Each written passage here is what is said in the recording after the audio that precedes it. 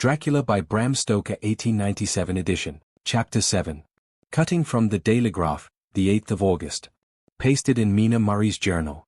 From a correspondent. Whitby. One of the greatest and suddenest storms on record has just been experienced here, with results both strange and unique. The weather had been somewhat sultry, but not to any degree uncommon in the month of August. Saturday evening was as fine as was ever known, and the great body of holidaymakers laid out yesterday for visits to Mulgrave Woods, Robin Hood's Bay, Rig Mill, Runswick, Staithes, and the various trips in the neighborhood of Whitby. The steamers Emma and Scarborough made trips up and down the coast, and there was an unusual amount of tripping both to and from Whitby.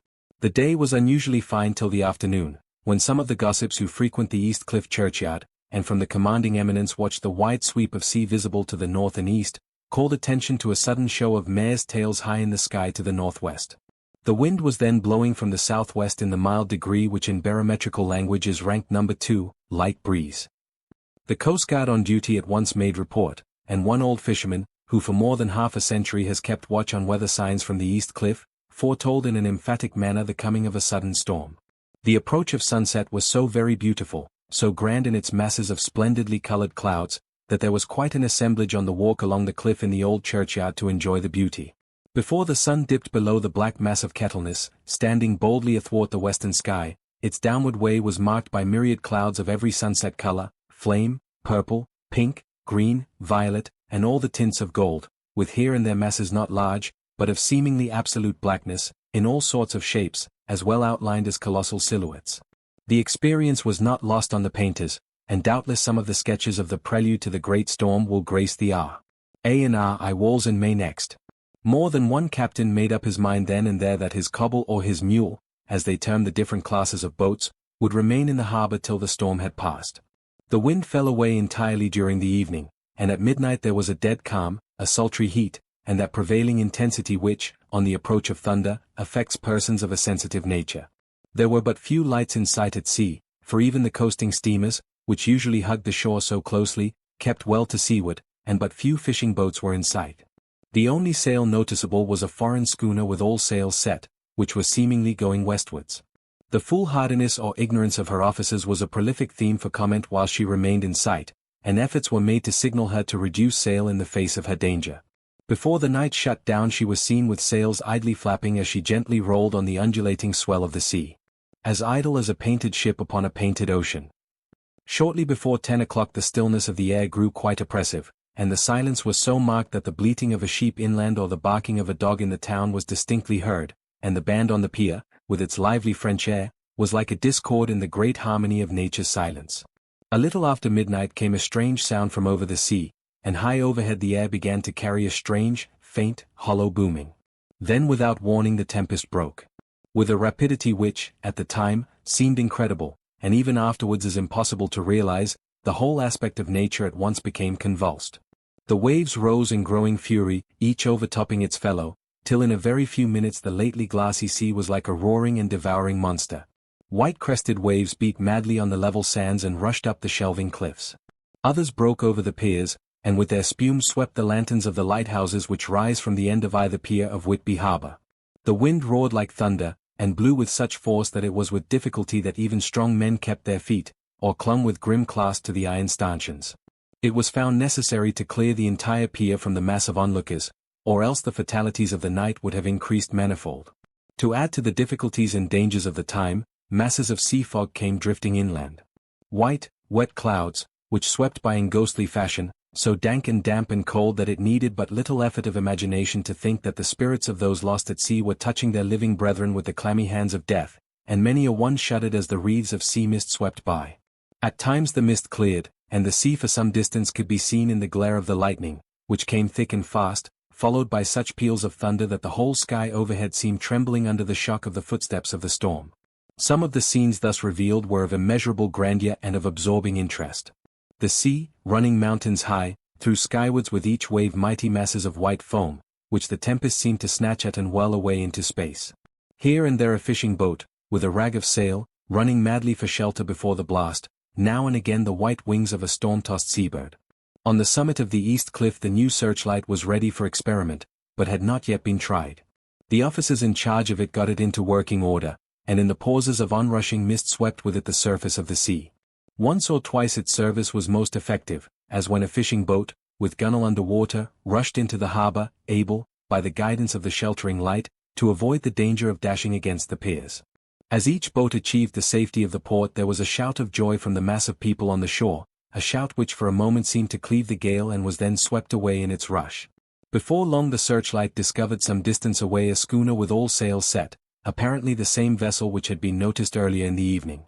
The wind had by this time backed to the east, and there was a shudder amongst the watchers on the cliff as they realized the terrible danger in which she now was. Between her and the port lay the great flat reef on which so many good ships have from time to time suffered, and, with the wind blowing from its present quarter, it would be quite impossible that she should fetch the entrance of the harbor.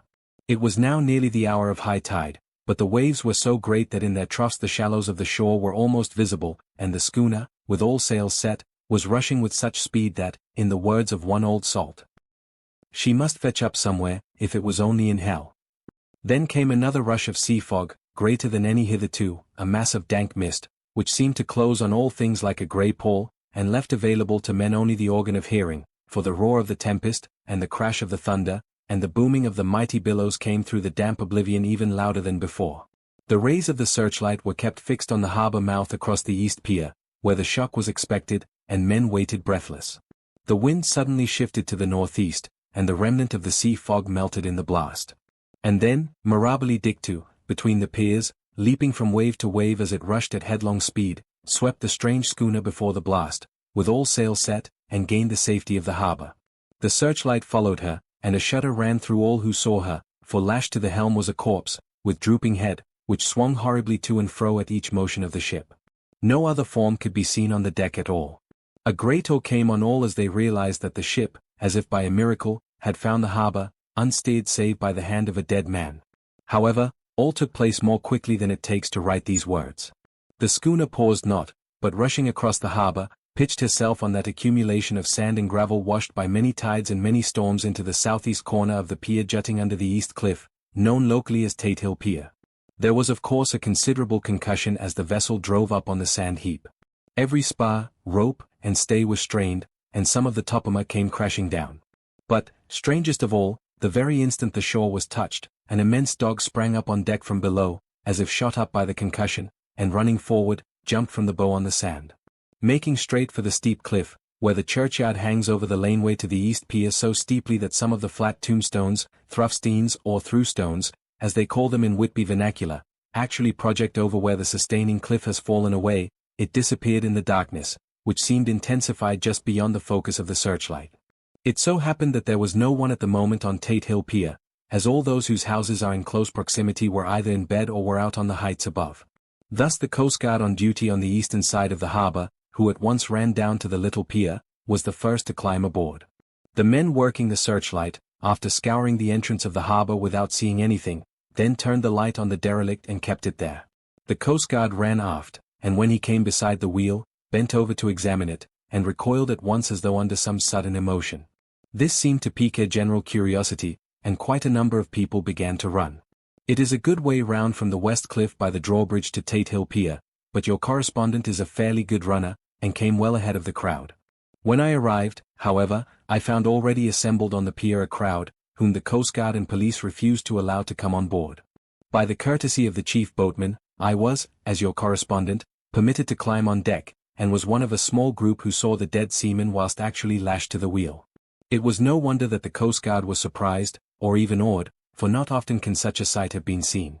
The man was simply fastened by his hands, tied one over the other, to a spoke of the wheel. Between the inner hand and the wood was a crucifix, the set of beads on which it was fastened being around both wrists and wheel, and all kept fast by the binding cords. The poor fellow may have been seated at one time, but the flapping and buffeting of the sails had worked through the rudder of the wheel and had dragged him to and fro, so that the cords with which he was tied had cut the flesh to the bone. Accurate note was made of the state of things, and a doctor, Surgeon J. M. Caffin, of 33 East Elliot Place, who came immediately after me, declared, after making examination, that the man must have been dead for quite 2 days. In his pocket was a bottle, carefully corked, empty save for a little roll of paper, which proved to be the addendum to the log. The Coast Guard said the man must have tied up his own hands, fastening the knots with his teeth. The fact that a Coast Guard was the first on board may save some complications later on, in the Admiralty Court, for Coast Guards cannot claim the salvage which is the right of the first civilian entering on a derelict. Already, however, the legal tongues are wagging, and one young law student is loudly asserting that the rights of the owner are already completely sacrificed, his property being held in contravention of the statutes of mortmain, since the tiller, as emblem ship, if not proof, of delegated possession, is held in a dead hand. It is needless to say that the dead steersman has been reverently removed from the place where he held his honorable watch and ward till death, a steadfastness as noble as that of the young Casabianca, and placed in the mortuary to await inquest. Already the sudden storm is passing, and its fierceness is abating. Crowds are scattering backward, and the sky is beginning to redden over the Yorkshire wolds. I shall send, in time for your next issue, further details of the derelict ship which found her way so miraculously into harbour in the storm. 9 August. The sequel to the strange arrival of the derelict in the storm last night is almost more startling than the thing itself. It turns out that the schooner is Russian from Varna, and is called the Demeter. She is almost entirely in ballast of silver sand, with only a small amount of cargo, a number of great wooden boxes filled with mould. This cargo was consigned to a Whitby solicitor, Mr. S. F. Billington, of 7 the Crescent, who this morning went aboard and took formal possession of the goods consigned to him. The Russian consul, too, acting for the charter party, took formal possession of the ship, and paid all harbour dues, etc. Nothing is talked about here today except the strange coincidence.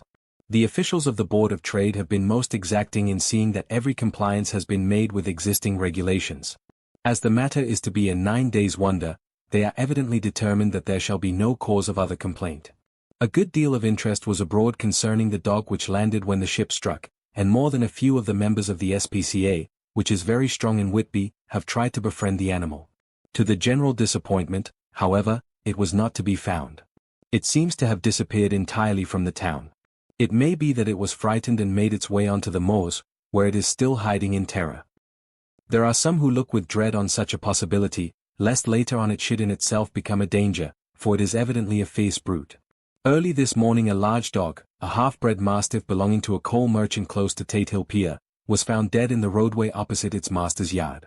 It had been fighting, and manifestly had had a savage opponent, for its throat was torn away, and its belly was slit open as if with a savage claw. Later, by the kindness of the Board of Trade Inspector, I have been permitted to look over the log book of the Demeter, which was in order up to within 3 days, but contained nothing of special interest except as to facts of missing men. The greatest interest, however, is with regard to the paper found in the bottle, which was today produced at the inquest. And a more strange narrative than the two between them unfolded has not been my lot to come across.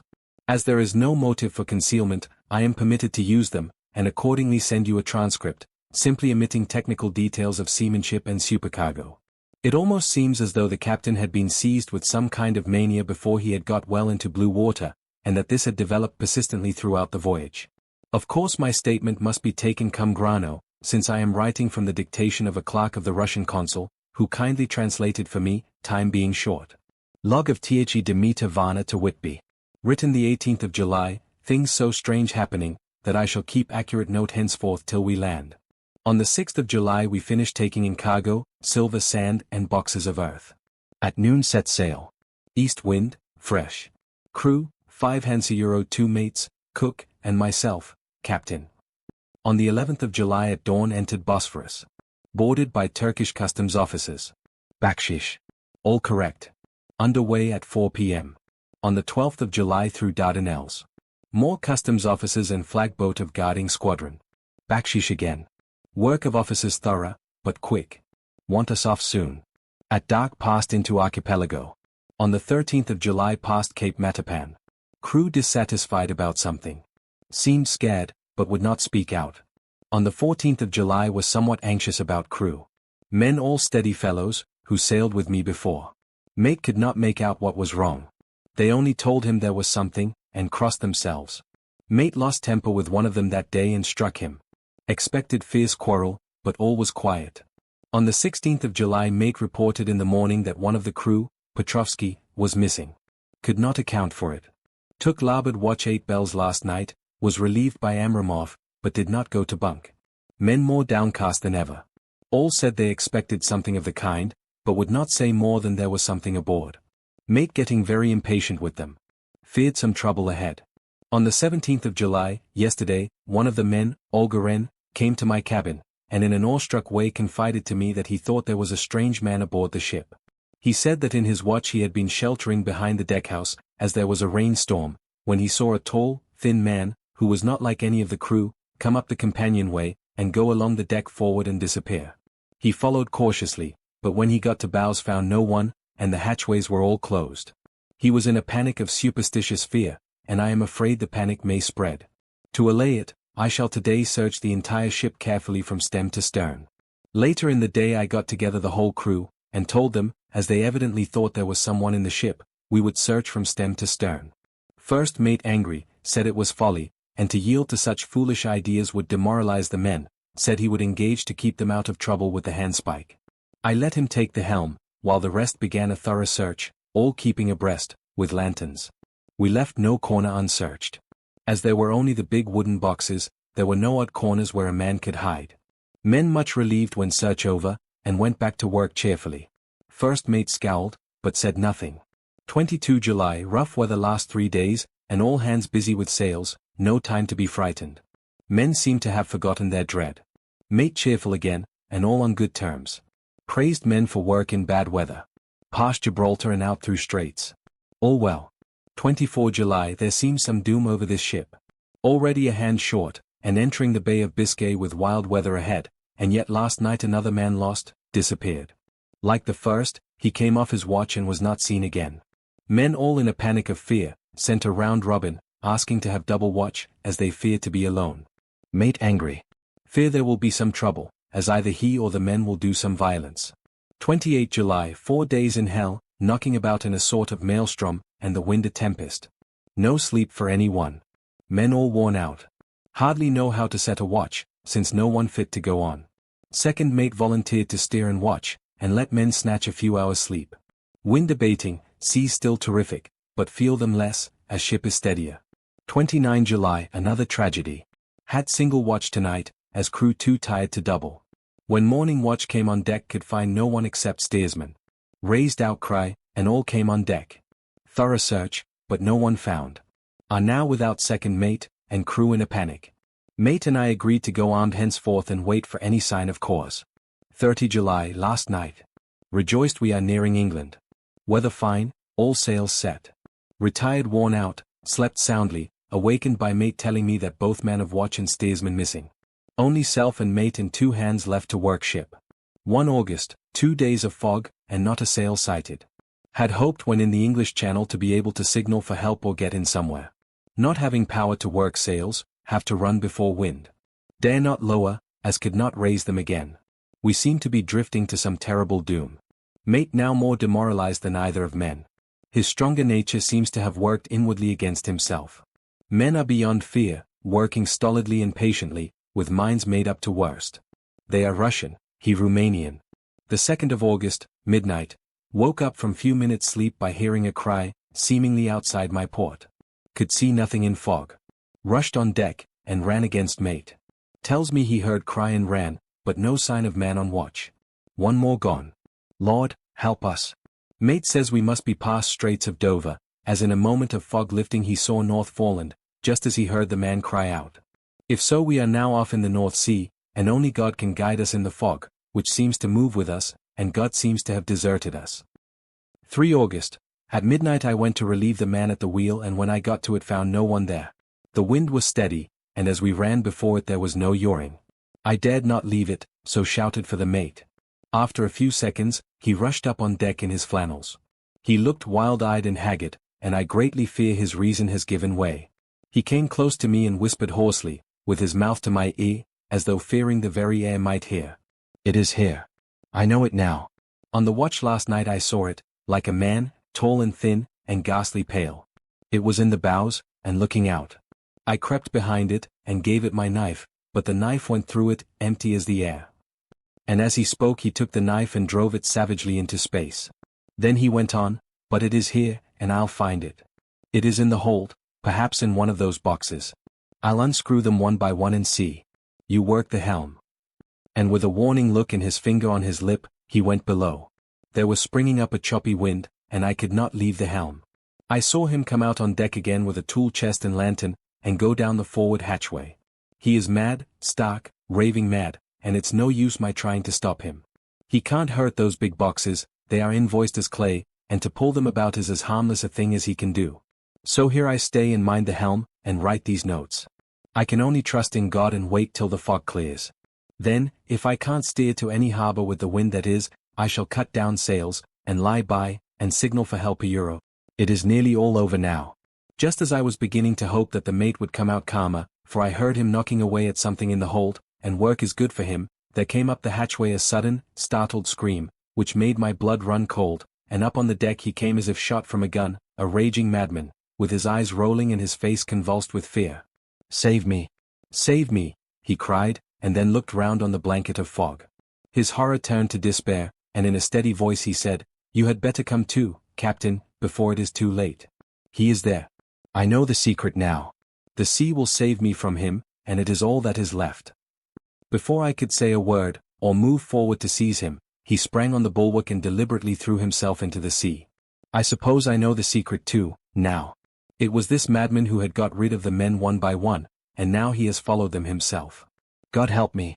How am I to account for all these horrors when I get to port? When I get to port. Will that ever be? For August, still fog, which the sunrise cannot pierce. I know there is sunrise because I am a sailor, why else I know not. I dared not go below, I dared not leave the helm, so here all night I stayed, and in the dimness of the night I saw it, him. God, forgive me, but the mate was right to jump overboard. It was better to die like a man. To die like a sailor in blue water, no man can object.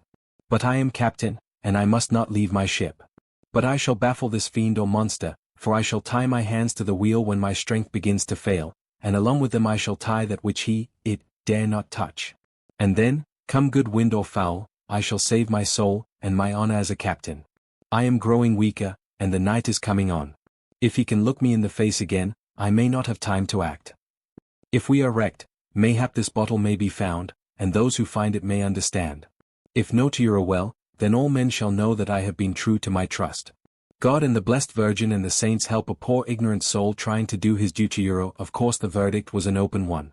There is no evidence to adduce, and whether or not the man himself committed the murders there is now none to say. The folk here hold almost universally that the captain is simply a hero, and he is to be given a public funeral. Already it is arranged that his body is to be taken with a train of boats up the Esk for a piece and then brought back to Tate Hill Pier and up the Abbey steps, for he is to be buried in the churchyard on the cliff. The owners of more than 100 boats have already given in their names as wishing to follow him to the grave. No trace has ever been found of the great dog, at which there is much mourning, for, with public opinion in its present state, he would, I believe, be adopted by the town. Tomorrow will see the funeral, and so will end this one more mystery of the sea. Mina Murray's Journal. 8 August. Lucy was very restless all night, and I too, could not sleep. The storm was fearful, and as it boomed loudly among the chimney pots, it made me shudder. When a sharp puff came it seemed to be like a distant gun. Strangely enough, Lucy did not wake, but she got up twice and dressed herself. Fortunately, each time I awoke in time and managed to undress her without waking her, and got her back to bed. It is a very strange thing, this sleepwalking, for as soon as her will is thwarted in any physical way, her intention, if there be any, disappears, and she yields herself almost exactly to the routine of her life. Early in the morning we both got up and went down to the harbor to see if anything had happened in the night. There were very few people about, and though the sun was bright, and the air clear and fresh, the big, grim-looking waves, that seemed dark themselves because the foam that topped them was like snow, forced themselves in through the mouth of the harbor, like a bullying man going through a crowd. Somehow I felt glad that Jonathan was not on the sea last night, but on land. But, oh, is he on land or sea? Where is he, and how? I am getting fearfully anxious about him. If I only knew what to do, and could do anything. 10 August, the funeral of the poor sea captain today was most touching. Every boat in the harbor seemed to be there, and the coffin was carried by captains all the way from Tate Hill Pier up to the churchyard. Lucy came with me, and we went early to our old seat, whilst the cortege of boats went up the river to the viaduct and came down again. We had a lovely view, and saw the procession nearly all the way. The poor fellow was laid to rest near our seat so that we stood on it, when the time came and saw everything. Poor Lucy seemed much upset. She was restless and uneasy all the time, and I cannot but think that her dreaming at night is telling on her. She is quite odd in one thing. She will not admit to me that there is any cause for restlessness, or if there be, she does not understand it herself. There is an additional cause in that poor Mr. Swales was found dead this morning on our seat, his neck being broken. He had evidently, as the doctor said, fallen back in the seat in some sort of fright, for there was a look of fear and horror on his face that the men said made them shudder. Poor dear old man. Lucy is so sweet and sensitive that she feels influences more acutely than other people do. Just now she was quite upset by a little thing which I did not much heed, though I am myself very fond of animals. One of the men who came up here often to look for the boats was followed by his dog. The dog is always with him. They are both quiet persons, and I never saw the man angry, nor heard the dog bark. During the service the dog would not come to its master, who was on the seat with us, but kept a few yards off, barking and howling. Its master spoke to it gently, and then harshly, and then angrily. But it would neither come nor cease to make a noise. It was in a fury, with its eyes savage, and all its hair bristling out like a cat's tail when puss is on the war-path. Finally the man too got angry, and jumped down and kicked the dog, and then took it by the scruff of the neck and half dragged and half threw it on the tombstone on which the seat is fixed. The moment it touched the stone the poor thing began to tremble. It did not try to get away, but crouched down, quivering and cowering, and was in such a pitiable state of terror that I tried, though without effect, to comfort it. Lucy was full of pity, too, but she did not attempt to touch the dog, but looked at it in an agonized sort of way. I greatly fear that she is of too supersensitive a nature to go through the world without trouble. She will be dreaming of this tonight, I am sure. The whole agglomeration of things, the ship steered into port by a dead man, his attitude, tied to the wheel with a crucifix and beads, the touching funeral, the dog, now furious and now in terror, will all afford material for her dreams. I think it will be best for her to go to bed tired out physically, so I shall take her for a long walk by the cliffs to Robin Hood's Bay and back. She ought not to have much inclination for sleepwalking then. Chapter 8. Mina Murray's Journal. Same day, 11 o'clock p.m. Oh, but I am tired. If it were not that I had made my diary a duty I should not open it tonight. We had a lovely walk. Lucy, after a while, was in gay spirits, owing, I think, to some dear cows who came nosing towards us in a field close to the lighthouse, and frightened the wits out of us. I believe we forgot everything, except of course, personal fear, and it seemed to wipe the slate clean and give us a fresh start.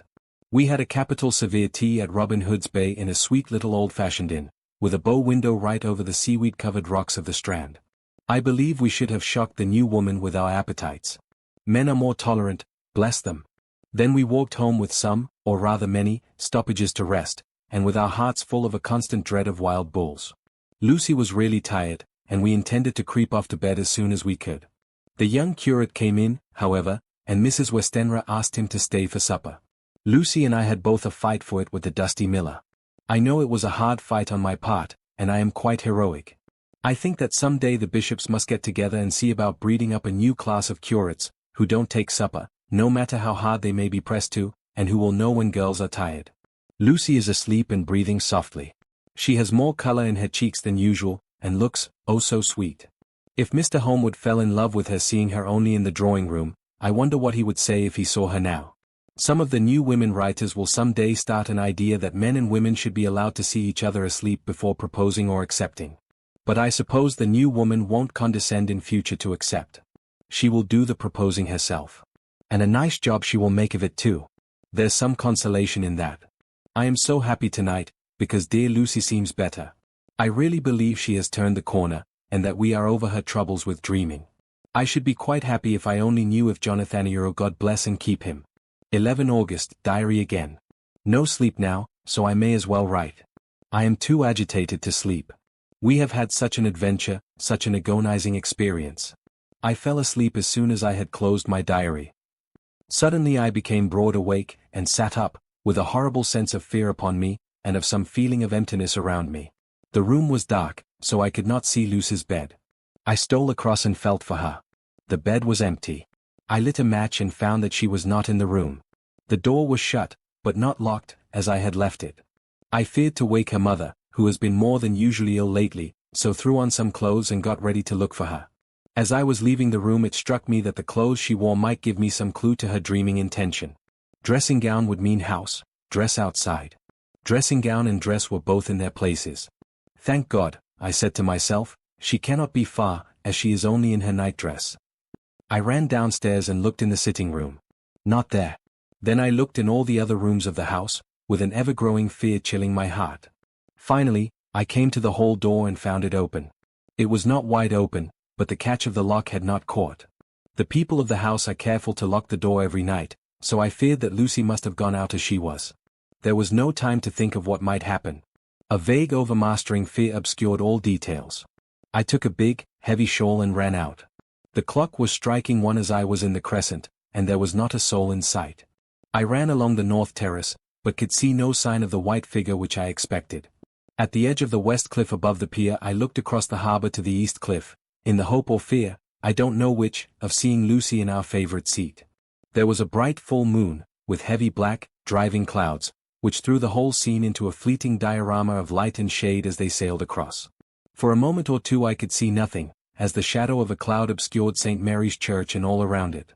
Then as the cloud passed I could see the ruins of the abbey coming into view, and as the edge of a narrow band of light as sharp as a sword cut moved along, the church and churchyard became gradually visible.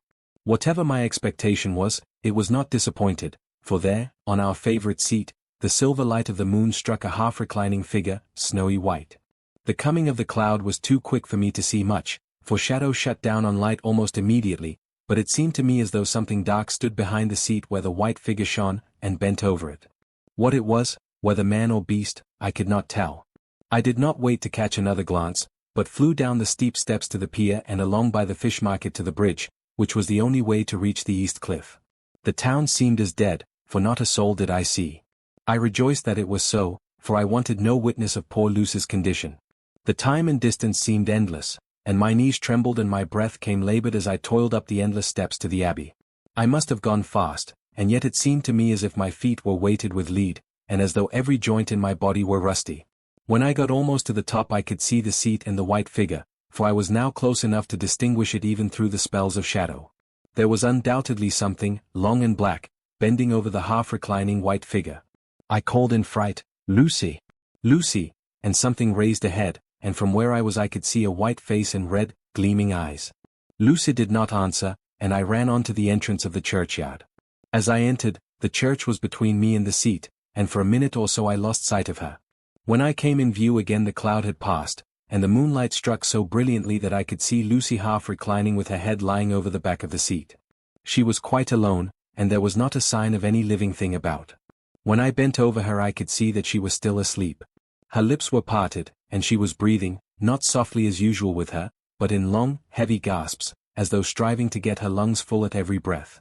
As I came close, she put up her hand in her sleep and pulled the collar of her nightdress close around her, as though she felt the cold. I flung the warm shawl over her, and drew the edges tight around her neck, for I dreaded lest she should get some deadly chill from the night air, unclad as she was. I feared to wake her all at once, so, in order to have my hands free to help her, I fastened the shawl at her throat with a big safety pin. But I must have been clumsy in my anxiety and pinched or pricked her with it, for by and by, when her breathing became quieter, she put her hand to her throat again and moaned. When I had her carefully wrapped up I put my shoes on her feet, and then began very gently to wake her. At first she did not respond, but gradually she became more and more uneasy in her sleep, moaning and sighing occasionally. At last, as time was passing fast, and for many other reasons, I wished to get her home at once, I shook her forcibly, till finally she opened her eyes and awoke. She did not seem surprised to see me, as, of course, she did not realize all at once where she was. Lucy always wakes prettily, and even at such a time, when her body must have been chilled with cold, and her mind somewhat appalled at waking unclad in a churchyard at night, she did not lose her grace. She trembled a little, and clung to me. When I told her to come at once with me home, she rose without a word, with the obedience of a child. As we passed along, the gravel hurt my feet, and Lucy noticed me wince. She stopped and wanted to insist upon my taking my shoes, but I would not. However, when we got to the pathway outside the churchyard, where there was a puddle of water remaining from the storm, I daubed my feet with mud, using each foot in turn on the other, so that as we went home, no one, in case we should meet anyone, should notice my bare feet. Fortune favored us, and we got home without meeting a soul. Once we saw a man, who seemed not quite sober, passing along a street in front of us. But we hid in a door till he had disappeared up an opening such as there are here, steep little closes, or wynds, as they call them in Scotland. My heart beat so loud all the time sometimes I thought I should faint. I was filled with anxiety about Lucy, not only for her health, lest she should suffer from the exposure, but for her reputation in case the story should get wind. When we got in, and had washed our feet, and had said a prayer of thankfulness together, I tucked her into bed. Before falling asleep she asked, even implored, me not to say a word to anyone, even her mother, about her sleepwalking adventure. I hesitated at first, to promise, but on thinking of the state of her mother's health, and how the knowledge of such a thing would fret her, and think too, of how such a story might become distorted, nay, infallibly would, in case it should leak out, I thought it wiser to do so. I hope I did right. I have locked the door, and the key is tied to my wrist, so perhaps I shall not be again disturbed. Lucy is sleeping soundly. The reflex of the dawn is high and far over the sea. Same day, noon, all goes well. Lucy slept till I woke her and seemed not to have even changed her side.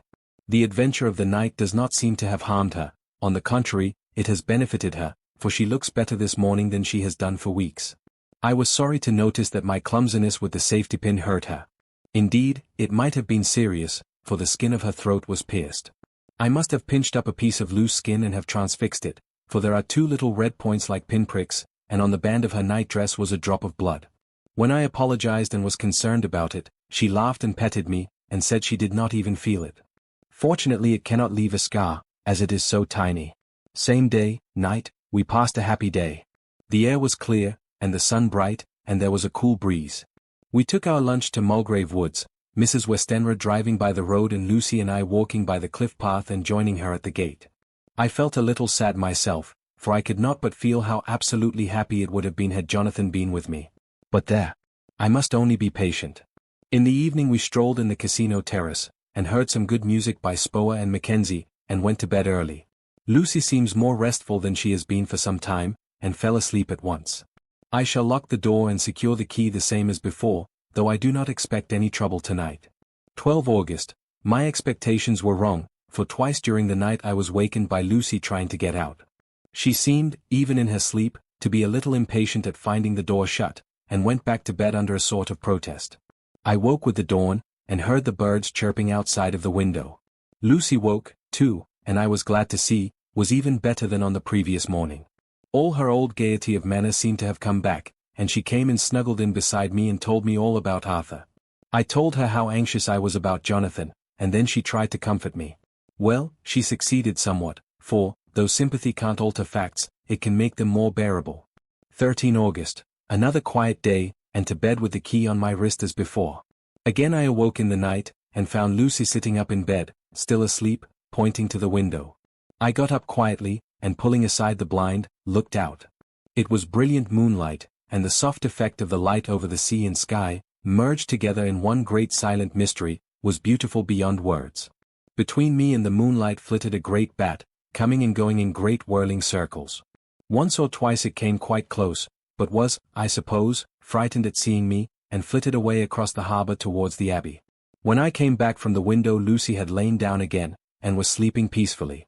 She did not stir again all night. 14 August. On the East Cliff, reading and writing all day. Lucy seems to have become as much in love with the spot as I am, and it is hard to get her away from it when it is time to come home for lunch or tea or dinner.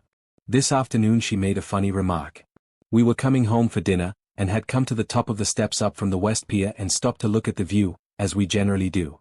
The setting sun, low down in the sky, was just dropping behind Kettleness. The red light was thrown over on the East Cliff and the old abbey, and seemed to bathe everything in a beautiful rosy glow. We were silent for a while, and suddenly Lucy murmured as if to herself, his red eyes again. They are just the same. It was such an odd expression, coming apropos of nothing, that it quite startled me. I slewed round a little, so as to see Lucy well without seeming to stare at her, and saw that she was in a half-dreamy state, with an odd look on her face that I could not quite make out, so I said nothing, but followed her eyes. She appeared to be looking over at our own seat, whereon was a dark figure seated alone. I was quite a little startled myself, for it seemed for an instant as if the stranger had great eyes like burning flames, but a second look dispelled the illusion. The red sunlight was shining on the windows of St. Mary's Church behind our seat, and as the sun dipped there was just sufficient change in the refraction and reflection to make it appear as if the light moved. I called Lucy's attention to the peculiar effect, and she became herself with a start, but she looked sad all the same. It may have been that she was thinking of that terrible night up there. We never referred to it, so I said nothing, and we went home to dinner. Lucy had a headache and went early to bed. I saw her asleep, and went out for a little stroll myself. I walked along the cliffs to the westward, and was full of sweet sadness, for I was thinking of Jonathan. When coming home, it was then bright moonlight, so bright that, though the front of our part of the crescent was in shadow, everything could be well seen. I threw a glance up at our window, and saw Lucy's head leaning out. I opened my handkerchief and waved it. She did not notice or make any movement whatever. Just then, the moonlight crept round an angle of the building, and the light fell on the window. There distinctly was Lucy with her head lying up against the side of the window-sill and her eyes shut. She was fast asleep, and by her, seated on the window-sill, was something that looked like a good-sized bird. I was afraid she might get a chill, so I ran upstairs, but as I came into the room she was moving back to her bed, fast asleep, and breathing heavily. She was holding her hand to her throat, as though to protect it from the cold. I did not wake her, but tucked her up warmly. I have taken care that the door is locked and the window securely fastened. She looks so sweet as she sleeps, but she is paler than is her wont, and there is a drawn, haggard look under her eyes which I do not like. I fear she is fretting about something. I wish I could find out what it is. 15 August rose later than usual. Lucy was languid and tired, and slept on after we had been called. We had a happy surprise at breakfast. Arthur's father is better, and wants the marriage to come off soon. Lucy is full of quiet joy, and her mother is glad and sorry at once. Later on in the day she told me the cause. She is grieved to lose Lucy as her very own, but she is rejoiced that she is soon to have someone to protect her. Poor dear, sweet lady. She confided to me that she has got her death warrant. She has not told Lucy, and made me promise secrecy. Her doctor told her that within a few months, at most, she must die, for her heart is weakening. At any time, even now, a sudden shock would be almost sure to kill her. Ah, we were wise to keep from her the affair of the dreadful night of Lucy's sleepwalking. 17 August, no diary for 2 whole days. I have not had the heart to write. Some sort of shadowy pall seems to be coming over our happiness. No news from Jonathan, and Lucy seems to be growing weaker, whilst her mother's hours are numbering to a close. I do not understand Lucy's fading away as she is doing. She eats well and sleeps well, and enjoys the fresh air, but all the time the roses in her cheeks are fading, and she gets weaker and more languid day by day. At night I hear her gasping as if for air. I keep the key of our door always fastened to my wrist at night, but she gets up and walks about the room, and sits at the open window. Last night I found her leaning out when I woke up, and when I tried to wake her I could not. She was in a faint. When I managed to restore her, she was weak as water, and cried silently between long, painful struggles for breath. When I asked her how she came to be at the window she shook her head and turned away. I trust her feeling ill may not be from that unlucky prick of the safety pin. I looked at her throat just now as she lay asleep, and the tiny wounds seem not to have healed. They are still open, and, if anything, larger than before, and the edges of them are faintly white. They are like little white dots with red centers. Unless they heal within a day or two, I shall insist on the doctor seeing about them. Letter, Samuel F. Billington and Son, Solicitors Whitby. To Messrs. Carter, Patterson and Co., London. The 17th of August. Dear Sirs, herewith please receive invoice of goods sent by Great Northern Railway. Same are to be delivered at Carfax, near Purfleet, immediately on receipt at Goods Station King's Cross. The house is at present empty, but enclosed please find keys, all of which are labelled. You will please deposit the boxes, 50 in number, which form the consignment, in the partially ruined building forming part of the house and marked on rough diagrams enclosed. Your agent will easily recognize the locality, as it is the ancient chapel of the mansion. The goods leave by the train at 9:30 tonight, and will be due at King's Cross at 4:30 tomorrow afternoon. As our client wishes the delivery made as soon as possible, we shall be obliged by your having teams ready at King's Cross at the time named and forthwith conveying the goods to destination. In order to obviate any delays possible through any routine requirements as to payment in your departments, we enclose check herewith for £10, receipt of which please acknowledge. Should the charge be less than this amount, you can return balance. If greater, we shall at once send check for difference on hearing from you. You are to leave the keys on coming away in the main hall of the house, where the proprietor may get them on his entering the house by means of his duplicate key. Pray do not take us as exceeding the bounds of business courtesy in pressing you in all ways to use the utmost expedition.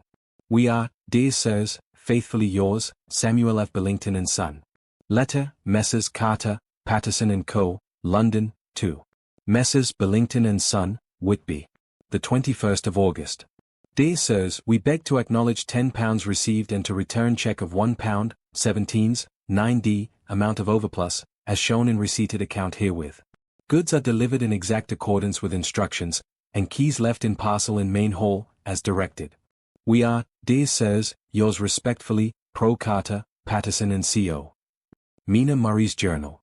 18 August. I am happy today, and right sitting on the seat in the churchyard. Lucy is ever so much better.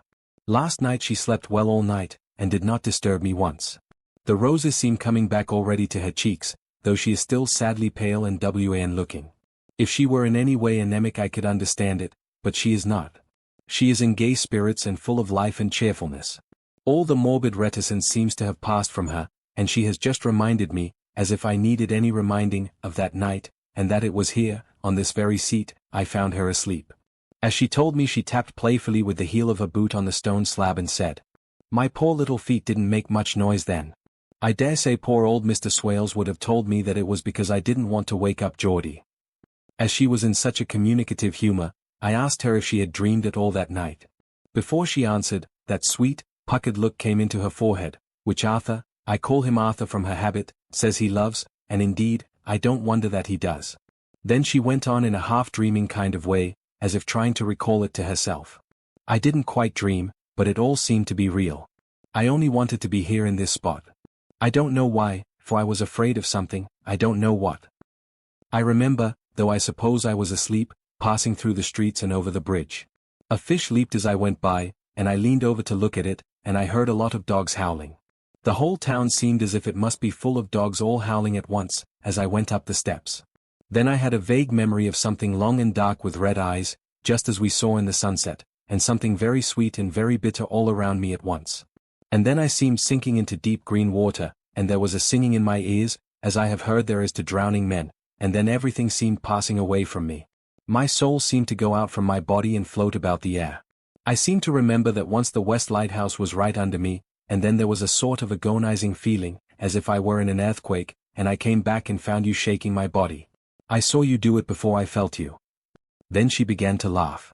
It seemed a little uncanny to me, and I listened to her breathlessly. I did not quite like it, and thought it better not to keep her mind on the subject, so we drifted on to another subject, and Lucy was like her old self again. When we got home the fresh breeze had braced her up, and her pale cheeks were really more rosy. Her mother rejoiced when she saw her, and we all spent a very happy evening together. 19 August. Joy, joy, joy. Although not all joy. At last, news of Jonathan. The dear fellow has been ill, that is why he did not write.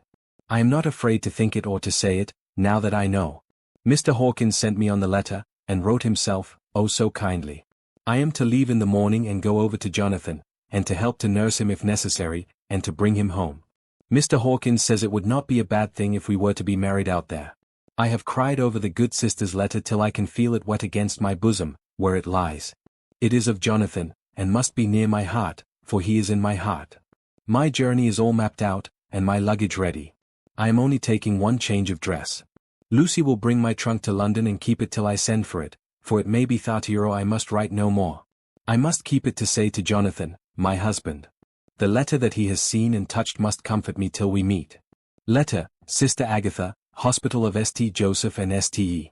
Mary Budapest, to Miss Wilhelmina Murray. The 12th of August. Dear Madam, I write by desire of Mr. Jonathan Harker, who is himself not strong enough to write, though progressing well, thanks to God and St. Joseph and Ste. Mary. He has been under our care for nearly 6 weeks, suffering from a violent brain fever. He wishes me to convey his love, and to say that by this post I write for him to Mr. Peter Hawkins, Exeter, to say, with his dutiful respects, that he is sorry for his delay, and that all of his work is completed. He will require some few weeks' rest in our sanatorium in the hills, but will then return. He wishes me to say that he has not sufficient money with him, and that he would like to pay for his staying here, so that others who need shall not be wanting for help. Believe me, yours, with sympathy and all blessings. Sister Agatha. P.S. My patient being asleep, I open this to let you know something more.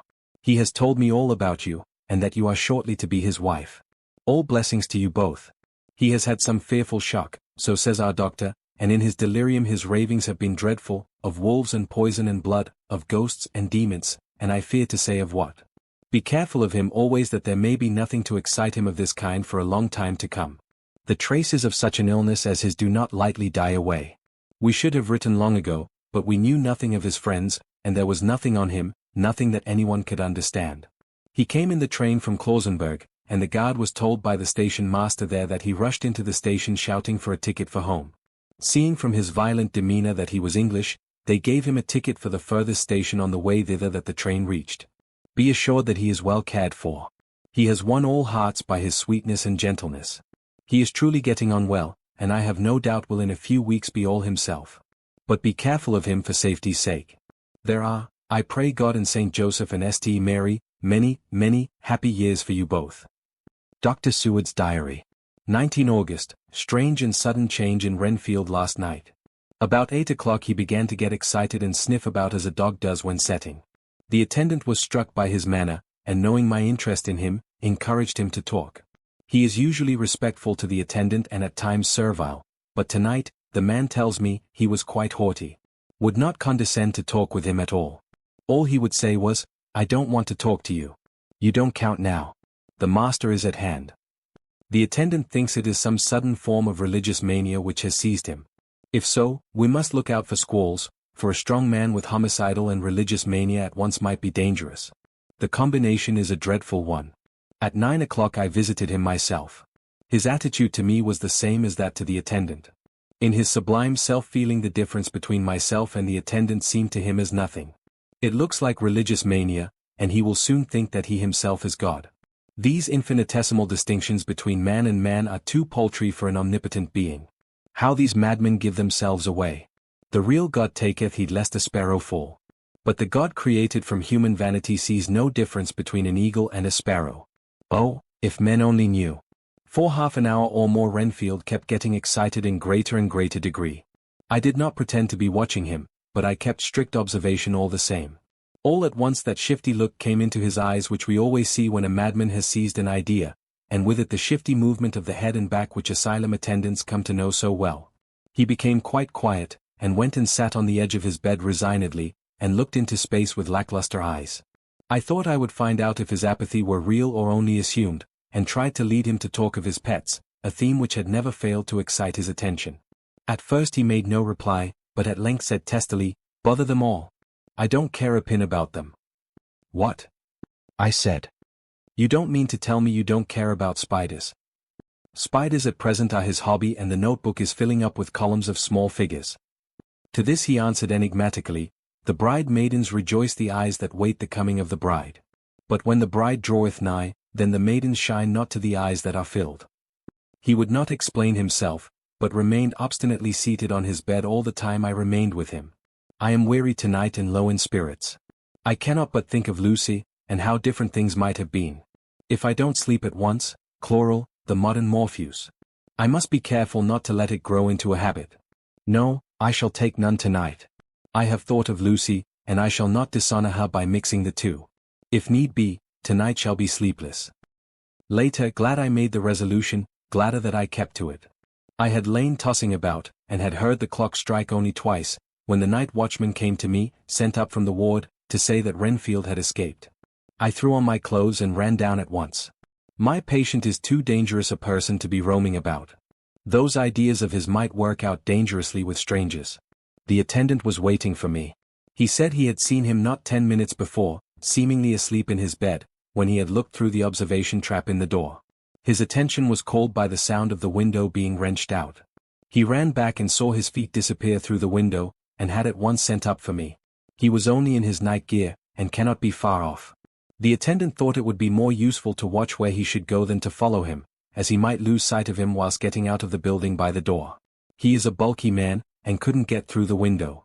I am thin, so, with his aid, I got out, but feet foremost, and as we were only a few feet above ground landed unhurt. The attendant told me the patient had gone to the left, and had taken a straight line, so I ran as quickly as I could. As I got through the belt of trees I saw a white figure scale the high wall which separates our grounds from those of the deserted house. I ran back at once, told the watchman to get 3 or 4 men immediately and follow me into the grounds of Carfax, in case our friend might be dangerous. I got a ladder myself, and crossing the wall, dropped down on the other side. I could see Renfield's figure just disappearing behind the angle of the house, so I ran after him. On the far side of the house I found him pressed close against the old iron-bound oak door of the chapel.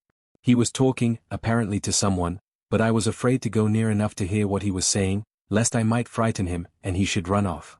Chasing an errant swarm of bees is nothing to following a naked lunatic, when the fit of escaping is upon him.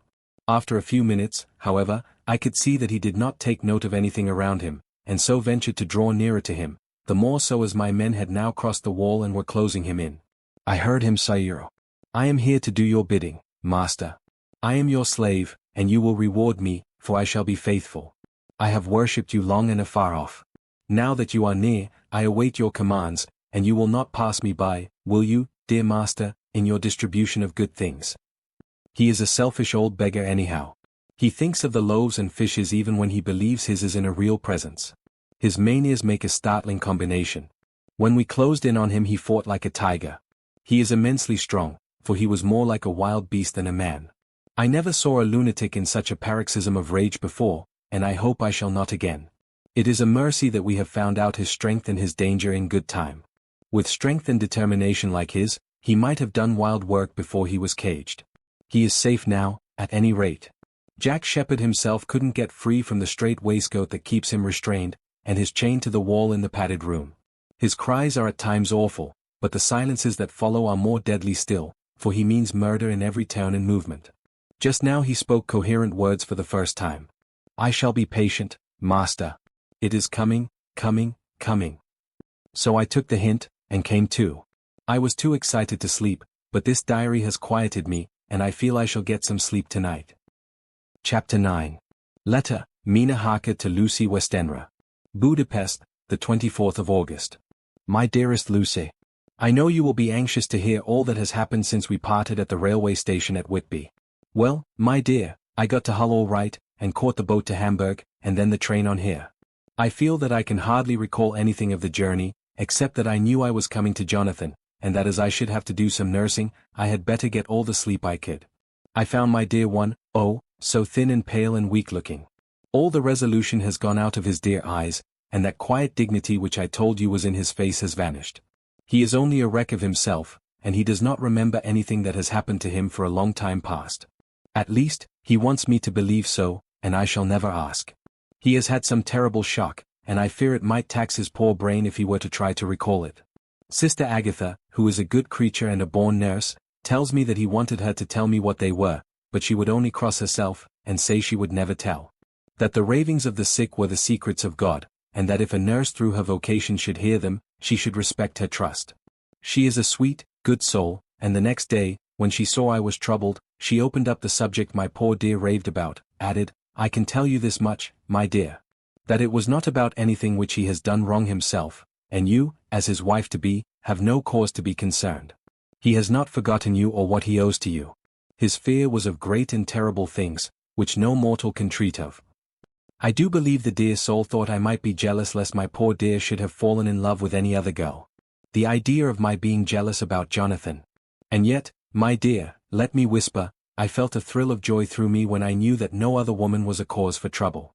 I am now sitting by his bedside, where I can see his face while he sleeps. He is waking. When he woke he asked me for his coat, as he wanted to get something from the pocket. I asked Sister Agatha, and she brought all his things. I saw amongst them was his notebook, and was going to ask him to let me look at it, for I knew that I might find some clue to his trouble, but I suppose he must have seen my wish in my eyes, for he sent me over to the window, saying he wanted to be quite alone for a moment. Then he called me back, and he said to me very solemnly, "Wilhelmina." I knew then that he was in deadly earnest, for he has never called me by that name since he asked me to marry him. You know, dear, my ideas of the trust between husband and wife. There should be no secret, no concealment. I have had a great shock, and when I try to think of what it is I feel my head spin round, and I do not know if it was real or the dreaming of a madman. You know I had brain fever, and that is to be mad. The secret is here, and I do not want to know it.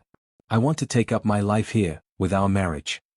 For, my dear, we had decided to be married as soon as the formalities are complete. Are you willing, Wilhelmina, to share my ignorance? Here is the book. Take it and keep it, read it if you will, but never let me know unless, indeed, some solemn duty should come upon me to go back to the bitter hours, asleep or awake, sane or mad, recorded here.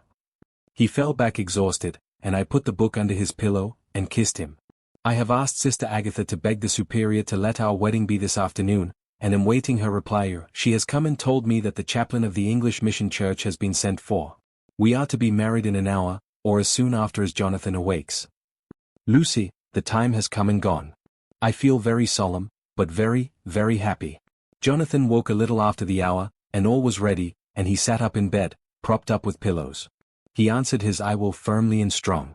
I could hardly speak. My heart was so full that even those words seemed to choke me. The dear sisters were so kind. Please, God, I shall never, never forget them, nor the grave and sweet responsibilities I have taken upon me. I must tell you of my wedding present. When the chaplain and the sisters had left me alone with my husband, oh, Lucy, it is the first time I have written the words "my husband left me alone with my husband." I took the book from under his pillow, and wrapped it up in white paper, and tied it with a little bit of pale blue ribbon which was round my neck, and sealed it over the knot with sealing wax, and for my seal I used my wedding ring. Then I kissed it and showed it to my husband, and told him that I would keep it so, and then it would be an outward and visible sign for us all our lives that we trusted each other, that I would never open it unless it were for his own dear sake or for the sake of some stern duty. Then he took my hand in his, and oh, Lucy, it was the first time he took his wife's hand, and said that it was the dearest thing in all the wide world, and that he would go through all the past again to win it, if need be. The poor dear meant to have said a part of the past, but he cannot think of time yet, and I shall not wonder if at first he mixes up not only the month, but the year. Well, my dear, what could I say? I could only tell him that I was the happiest woman in all the wide world, and that I had nothing to give him except myself, my life, and my trust, and that with these went my love and duty for all the days of my life. And, my dear, when he kissed me, and drew me to him with his poor weak hands, it was like a solemn pledge between us. Lucy dear, do you know why I tell you all this? It is not only because it is all sweet to me, but because you have been, and are, very dear to me. It was my privilege to be your friend and guide when you came from the schoolroom to prepare for the world of life. I want you to see now, and with the eyes of a very happy wife, whither duty has led me, so that in your own married life you too may be all happy, as I am.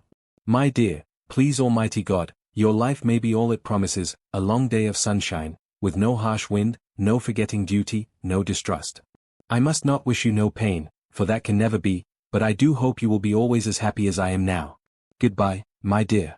I shall post this at once, and perhaps, write you very soon again. I must stop, for Jonathan is waking. I must attend my husband. Your ever-loving Mina Harker. Letter, Lucy Westenra to Mina Harker. Whitby, the 30th of August. My dearest Mina. Oceans of love and millions of kisses, and may you soon be in your own home with your husband. I wish you were coming home soon enough to stay with us here. The strong air would soon restore Jonathan. It has quite restored me. I have an appetite like a cormorant, am full of life, and sleep well. You will be glad to know that I have quite given up walking in my sleep. I think I have not stirred out of my bed for a week, that is when I once got into it at night. Arthur says I am getting fat. By the way, I forgot to tell you that Arthur is here. We have such walks and drives, and rides, and rowing, and tennis, and fishing together, and I love him more than ever. He tells me that he loves me more, but I doubt that, for at first he told me that he couldn't love me more than he did then. But this is nonsense. There he is, calling to me. So no more just at present from your loving Lucy. P.S. Mother sends her love. She seems better, poor dear. P.S. We are to be married on the 28th of September. Dr. Seward's diary. 20 August, the case of Renfield grows even more interesting. He has now so far quieted that there are spells of cessation from his passion. For the first week after his attack he was perpetually violent. Then one night, just as the moon rose, he grew quiet, and kept murmuring to himself. Now I can wait. Now I can wait. The attendant came to tell me, so I ran down at once to have a look at him. He was still in the strait waistcoat and in the padded room, but the suffused look had gone from his face, and his eyes had something of their old pleading. I might almost say, cringing, softness. I was satisfied with his present condition, and directed him to be relieved. The attendants hesitated, but finally carried out my wishes without protest. It was a strange thing that the patient had humor enough to see their distrust, for, coming close to me, he said in a whisper, all the while looking furtively at them, "They think I could hurt you. Fancy me hurting you." the fools. It was soothing, somehow, to the feelings to find myself disassociated even in the mind of this poor madman from the others, but all the same I do not follow his thought. Am I to take it that I have anything in common with him, so that we are, as it were, to stand together? Or has he to gain from me some good so stupendous that my well-being is needful to him? I must find out later on. Tonight he will not speak. Even the offer of a kitten or even a full-grown cat will not tempt him. He will only say, "I don't take any stock in cats. I have more to think of now, and I can wait. I can wait." After a while I left him. The attendant tells me that he was quiet until just before dawn, and that then he began to get uneasy, and at length violent, until at last he fell into a paroxysm which exhausted him so that he swooned into a sort of coma. 3 nights has the same thing happened, violent all day then quiet from moonrise to sunrise. I wish I could get some clue to the cause. It would almost seem as if there was some influence which came and went. Happy thought. We shall tonight play sane wits against mad ones. He escaped before without our help. Tonight he shall escape with it. We shall give him a chance, and have the men ready to follow in case they are required. 23 August, the expected always happens. How well Disraeli knew life. Our bird when he found the cage open would not fly, so all our subtle arrangements were for naught. At any rate, we have proved one thing, that the spells of quietness last a reasonable time. We shall in future be able to ease his bonds for a few hours each day. I have given orders to the night attendant merely to shut him in the padded room, when once he is quiet, until the hour before sunrise. The poor soul's body will enjoy the relief even if his mind cannot appreciate it. Hark! The unexpected again. I am called. The patient has once more escaped. Later, another night adventure. Renfield artfully waited until the attendant was entering the room to inspect. Then he dashed out past him and flew down the passage. I sent word for the attendants to follow. Again he went into the grounds of the deserted house, and we found him in the same place, pressed against the old chapel door. When he saw me he became furious, and had not the attendants seized him in time, he would have tried to kill me. As we were holding him a strange thing happened. He suddenly redoubled his efforts, and then as suddenly grew calm. I looked round instinctively, but could see nothing. Then I caught the patient's eye and followed it, but could trace nothing as it looked into the moonlight sky, except a big bat, which was flapping its silent and ghostly way to the west. Bats usually wheel about, but this one seemed to go straight on, as if it knew where it was bound for or had some intention of its own. The patient grew calmer every instant, and presently said, "You needn't tie me. I shall go quietly." Without trouble, we came back to the house. I feel there is something ominous in his calm, and shall not forget this night. Lucy Westenra's diary. Hillingham, 24 August. I must imitate Mina, and keep writing things down. Then we can have long talks when we do meet. I wonder when it will be. I wish he were with me again, for I feel so unhappy. Last night I seemed to be dreaming again just as I was at Whitby. Perhaps it is the change of air, or getting home again. It is all dark and horrid to me, for I can remember nothing. But I am full of vague fear, and I feel so weak and worn out. When Arthur came to lunch he looked quite grieved when he saw me, and I hadn't the spirit to try to be cheerful. I wonder if I could sleep in Mother's room tonight. I shall make an excuse to try. 25 August, another bad night. Mother did not seem to take to my proposal. She seems not too well herself, and doubtless she fears to worry me. I tried to keep awake, and succeeded for a while, but when the clock struck 12 it waked me from a doze, so I must have been falling asleep. There was a sort of scratching or flapping at the window, but I did not mind it, and as I remember no more, I suppose I must have fallen asleep. More bad dreams. I wish I could remember them. This morning I am horribly weak. My face is ghastly pale, and my throat pains me. It must be something wrong with my lungs, for I don't seem to be getting air enough. I shall try to cheer up when Arthur comes, or else I know he will be miserable to see me so. Letter, Arthur to Dr. Seward. Albemarle Hotel, the 31st of August. My dear Jack. I want you to do me a favor.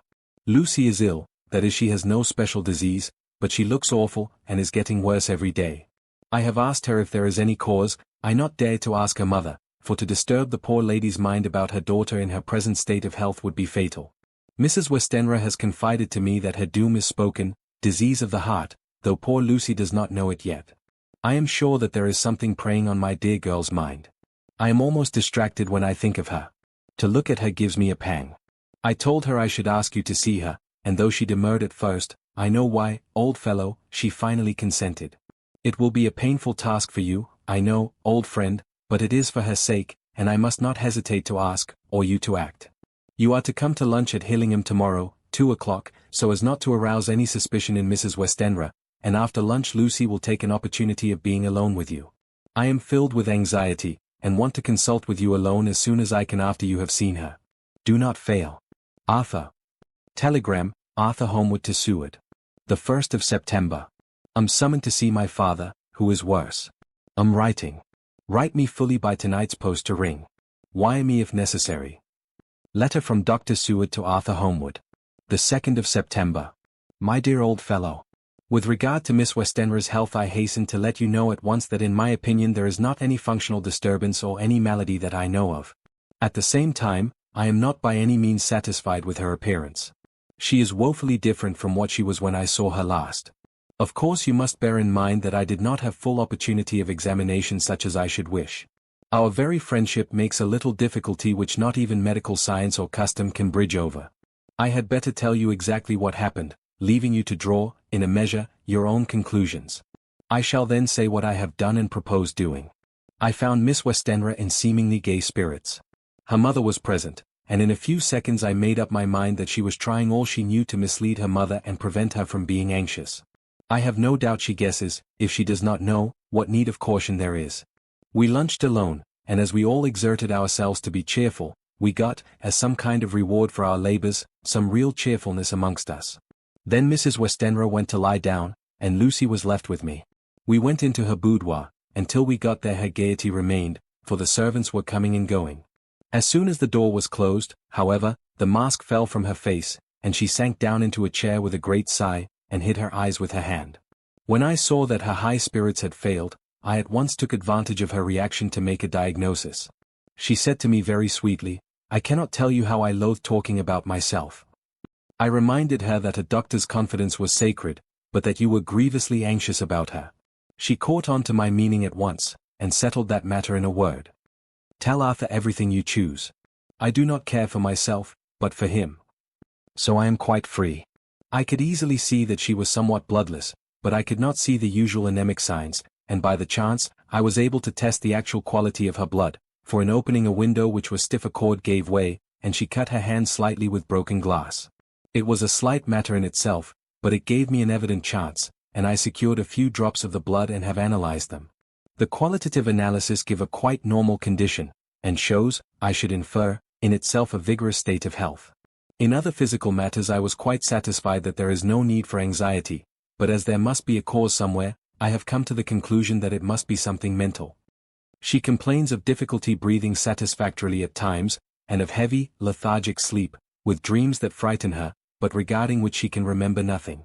She says that as a child, she used to walk in her sleep, and that when in Whitby the habit came back, and that once she walked out in the night and went to East Cliff, where Miss Murray found her. But she assures me that of late the habit has not returned. I am in doubt, and so have done the best thing I know of. I have written to my old friend and master, Professor Van Helsing, of Amsterdam, who knows as much about obscure diseases as anyone in the world. I have asked him to come over, and as you told me that all things were to be at your charge, I have mentioned to him who you are and your relations to Miss Westenra. This, my dear fellow, is in obedience to your wishes, for I am only too proud and happy to do anything I can for her. Van Helsing would, I know, do anything for me for a personal reason, so no matter on what ground he comes, we must accept his wishes. He is a seemingly arbitrary man, this is because he knows what he is talking about better than anyone else. He is a philosopher and a metaphysician, and one of the most advanced scientists of his day, and he has, I believe, an absolutely open mind. This, with an iron nerve, a temper of the icebrook, an indomitable resolution, self-command, and toleration exalted from virtues to blessings, and the kindliest and truest heart that beats, these form his equipment for the noble work that he is doing for mankind, work both in theory and practice, for his views are as wide as his all-embracing sympathy. I tell you these facts that you may know why I have such confidence in him. I have asked him to come at once. I shall see Miss Westenra tomorrow again. She is to meet me at the stores, so that I may not alarm her mother by too early a repetition of my call. Yours always, John Seward. Letter, Abraham Van Helsing, M.D., D.Ph., D.Lit., etc., etc., T.O. Dr. Seward. The 2nd of September. My good friend. When I received your letter I am already coming to you. By good fortune I can leave just at once, without wrong to any of those who have trusted me. Were fortune other, then it were bad for those who have trusted, for I come to my friend when he call me to aid those he holds dear. Tell your friend that when that time you sucked from my wound so swiftly the poison of the gangrene from that knife that our other friend, too nervous, let slip, you did more for him when he wants my aids and you call for them than all his great fortune could do. But it is pleasure added to do for him, your friend, it is to you that I come. Have near at hand, and please it so arrange that we may see the young lady not too late on tomorrow, for it is likely that I may have to return here that night. But if need be I shall come again in 3 days, and stay longer if it must. Till then goodbye, my friend John. Van Helsing. Letter, Dr. Seward to Hun Arthur Homewood. The 3rd of September. My dear Art. Van Helsing has come and gone. He came on with me to Hillingham, and found that, by Lucy's discretion, her mother was lunching out, so that we were alone with her. Van Helsing made a very careful examination of the patient. He is to report to me, and I shall advise you, for of course I was not present all the time. He is, I fear, much concerned, but says he must think. When I told him of our friendship and how you trust to me in the matter, he said, you must tell him all you think.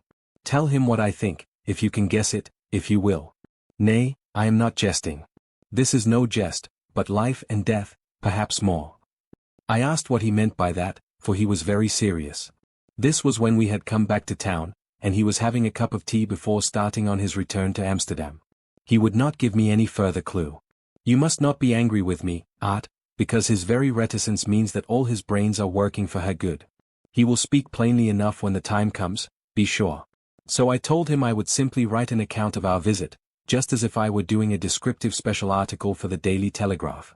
He seemed not to notice, but remarked that the smuts of London were not quite so bad as they used to be when he was a student here. I am to get his report tomorrow if he can possibly make it. In any case I am to have a letter.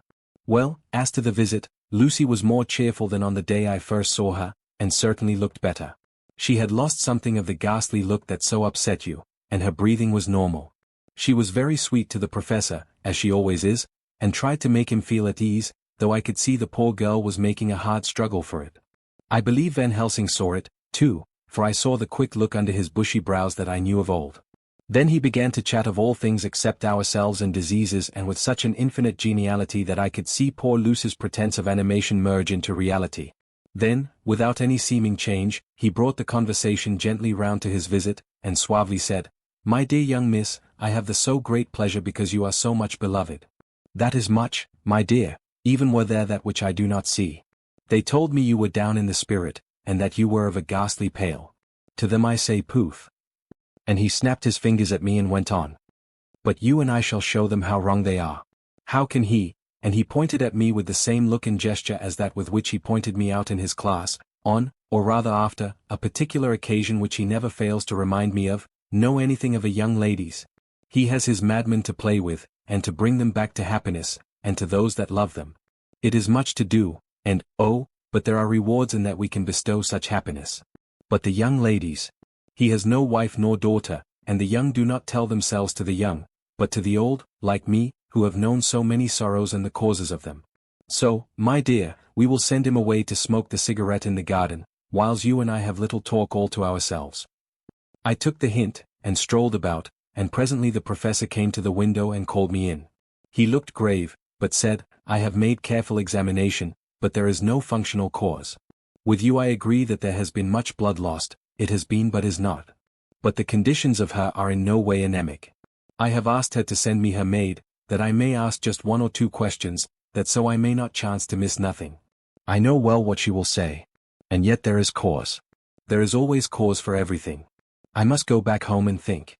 You must send me the telegram every day, and if there be cause I shall come again. The disease, for not to be well is a disease, interest me, and the sweet, young dear, she interest me too.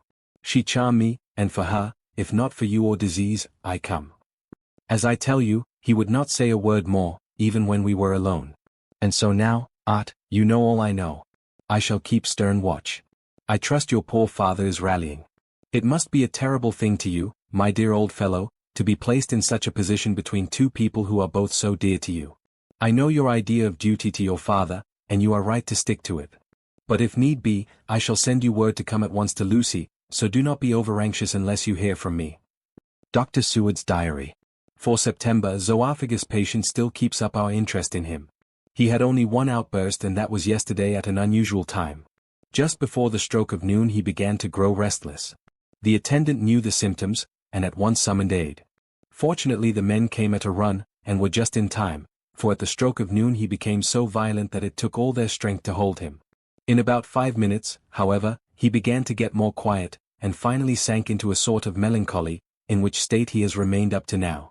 The attendant tells me that his screams whilst in the paroxysm were really appalling. I found my hands full when I got in, attending to some of the other patients who were frightened by him. Indeed, I can quite understand the effect, for the sounds disturbed even me, though I was some distance away. It is now after the dinner hour of the asylum, and as yet my patient sits in a corner brooding, with a dull, sullen, woebegone look in his face, which seems rather to indicate than to show something directly. I cannot quite understand it. Later, another change in my patient. At 5 o'clock I looked in on him, and found him seemingly as happy and contented as he used to be. He was catching flies and eating them, and was keeping note of his capture by making nail marks on the edge of the door between the ridges of padding. When he saw me, he came over and apologized for his bad conduct, and asked me in a very humble, cringing way to be led back to his own room, and to have his notebook again. I thought it well to humor him, so he is back in his room with the window open. He has the sugar of his tea spread out on the windowsill, and is reaping quite a harvest of flies. He is not now eating them, but putting them into a box, as of old, and is already examining the corners of his room to find a spider. I tried to get him to talk about the past few days, for any clue to his thoughts would be of immense help to me, but he would not rise. For a moment or two he looked very sad, and said in a sort of faraway voice, as though saying it rather to himself than to me, "All over. All over. He has deserted me. No hope for me now unless I do it myself." Then suddenly turning to me in a resolute way, he said, "Doctor, won't you be very good to me and let me have a little more sugar? I think it would be very good for me." "And the flies?" I said. "Yes. The flies like it, too, and I like the flies, therefore I like it. And there are people who know so little as to think that madmen do not argue."